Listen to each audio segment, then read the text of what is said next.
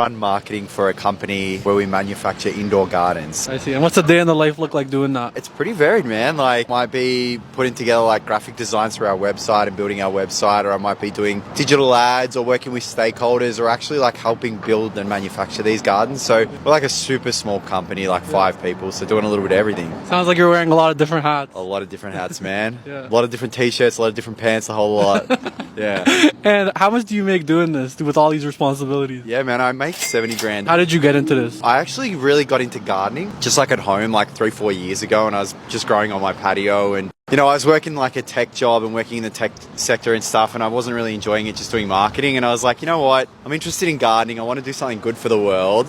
I reached out to a pair of guys who founded the company and was like, look, I'm interested in providing my skills and helping you guys out. And yeah, it just went from there. That's a pretty cool story because like you mix two things you were interested in. That never goes wrong, you know? I'm a chase producer, so I book guests for our TV programming. Never heard of that job title. Yeah, it's in the media industry, so I work in broadcast journalism, so basically just TV news. And what's a day in the life look like doing that? So I get in at 9, I coordinate my guests for the day, then we bring them to air, so I call for their, banners, I make sure everything is going on air okay, and then at the end of the day I book my guests for the next week. So every day I'm booking guests and then producing them to air. I see. That's pretty interesting. And how did you get into this? I studied journalism in school, and then I did my master's of journalism, and then the natural next step was to become an intern and then eventually a producer at my company. So you were always set on this path? It took some time to get there. I considered law school, I considered business, but I realized I didn't really want to do either of those, and I think media and creative was the best fit for me. And how much do you make? So I make $52,000 a year. What's your favorite thing about what you do? I like how every day is different, and it's always very exciting. It is very stressful, but if you're more of like a high energy person like I am, it's something that you embrace and you kind of enjoy versus having more of a stagnant office job. And what advice would you give to someone that wants to do what you're doing? I would say take risks, pitch.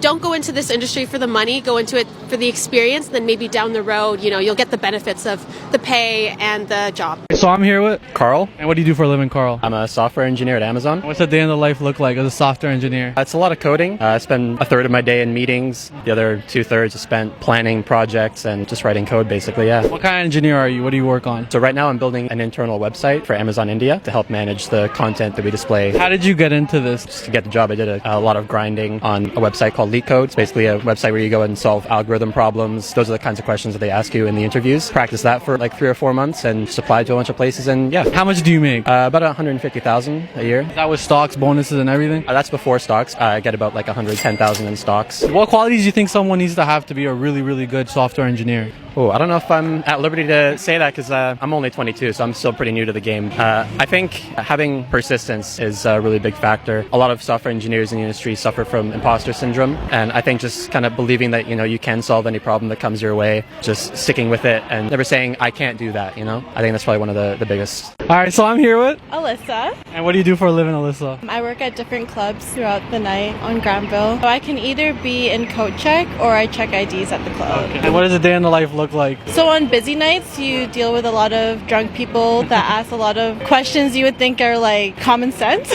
basically. You try to get people in for free and stuff like that, but you kind of just have to be really stern. You have to have a backbone working in the industry, to be honest. I could imagine. Drunk guys at the club is probably a bit much. It's a lot.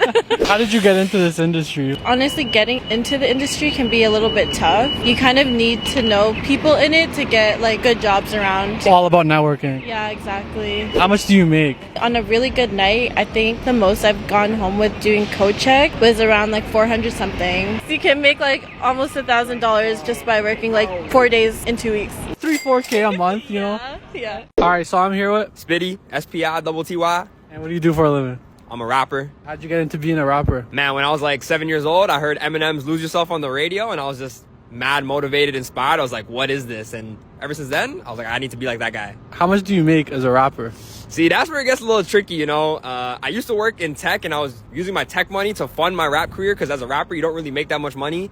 Now, last year, I quit my tech job, and I'm just all in on music. So to be honest, I make a little bit from streams and merch. The actual number is you need 1 million streams to get $3,000. So one Spotify stream only gets you 0.003 cents. So it's not that much. Merch, I got my Spitty merch on, you know, that sells a little bit, but the best way to make money is through performances. And in Canada, we have grants where you can basically write an application for a project you want to do, and you can apply provincially, federally, and then you can make money. So right now, I'm making like in the 5 figures, low 5 figures, just different avenues, trying to build it back up and get up to back where I was with the tech job. And how long have you been doing this? I've been doing this now 11 years, bro, since I was in the 11th grade. And yeah, man, it's been going really well so far. I see. And what's your favorite thing about it? My favorite thing about rap is the lyricism. I love writing. I love just the way you can express knowledge and motivation and inspiration and feeling through words and through music, you know? I think music's like the soundtrack to life. Like it's all around us and it makes life have emotion. So that's really why I love rap. And what advice would you give to someone that is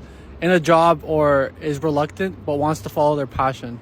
I think first and foremost is like, say you want to do it and then start to make the plan to do it, and don't just jump right in and quit what you're doing, like your stable life or your work or your school, and just go into it, because you need to be a little smart, you know? You need to make sure that if tomorrow you're not making money, how are you going to survive? How are you going to pay your rent or get food and stuff? So say like you want to do like me and you want to make it in music and you haven't gone viral or anything, just start saving up, you know? Use your regular job, save up money, and be like, in 2 years, I'm going to have enough to quit so that I can use those savings to fund me for a little bit while I try to blow up in music. All right, so I'm here with Chi Lam. And what do you do for a living? For the daytime, I work as a senior enterprise customer success manager in tech. Side things, I have online coaching, in-person coaching. I also own a men's jewelry brand called Shop Presence. We just sell watches, accessories, stuff like that. So damn, you're doing a lot. I try. How did you get into your day job, and then what made you start these side hustles that you're doing? Honestly, it was just knowing the right people at the right time, recognizing when opportunity comes, and trying to capitalize on those opportunities and just excel at what I do. Everyone's always been calling me a hustler, and I truly believe that you can make money off of your passions, and that's what I'm passionate in. How much do you make doing all this stuff? First time I've actually thought about this, $225. And what advice would you give to someone that's got a day job and just wants to start that side hustle and like get to the stage you're at? I would say probably just talk to a lot of people, get to know different people in different avenues that you want to be in. Something that my father has always told me that I hold deeply in my heart is that if you're able to speak to, let's say, 5 seniors, 100 years old each, right? That just means that you get 500 years worth of wisdom. And it's not to say that you got to pick and choose everything that they did right or wrong. You just pick and choose according to your life. So. All right, so I'm here with Arusha. And what do you do for a living? I'm a real estate agent. And how did you get into being a real estate agent? I was studying aerospace engineering, and then I was lucky enough to invest into my first property. So when I finished school, I realized there was a lack of financial knowledge, and I just wanted to spread my awareness. So now I'm super passionate about helping other people invest their income and get out of the matrix. What made you decide to switch from aerospace engineering and not pursue a job there to doing real estate? I wanted something fulfilling. Like, I'm super creative with problem solving. I used to work really hard at my engineering job, and I realized it wasn't fulfilling me enough. So then when I switched into real estate, all my hard work was being rewarded with actually helping people. So it's like a win-win. And what's your favorite thing about doing real estate now? Closing houses is like the best feeling, because it's so much hard work that goes behind the scenes. Mortgages, lawyers, paperwork, it's just not given enough credit. How much do you make as a real estate agent now? So real estate has a lot of fields. All together with Airbnb, flips, and leases and stuff, we can make about 6 figures. What advice would you give to someone that's like in a field that they don't particularly like and wants to switch? Definitely reach out. There's so many resources online. It's hard to find it at first. Talking about financial knowledge and stuff kind of just creates like this first step for you to move to another career.